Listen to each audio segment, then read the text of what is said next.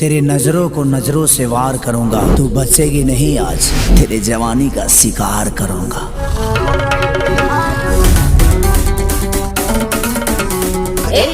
मेरी नजर से जो नजरें मिलाएगा, बिना फायर के ये घायल हो जाएगा।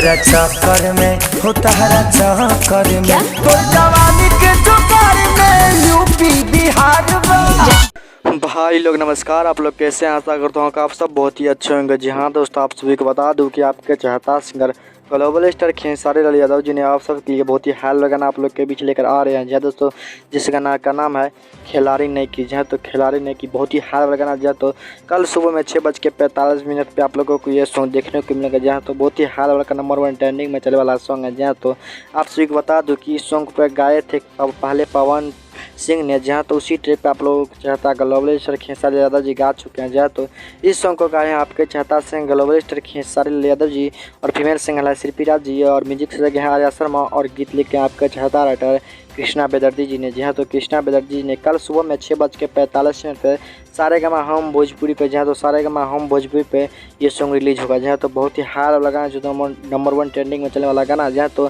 कहा जा रहा है कि पवन सिंह से भी अच्छा गाया है सॉन्ग। जहाँ तो अगर आप हमारे चैनल पर नए हैं तो प्लीज़ चैनल को सब्सक्राइब कर दें, ताकि जब भी मैं न्यू अपडेट लेकर आऊँ तो सबसे पहले आप तक पहुँच सके।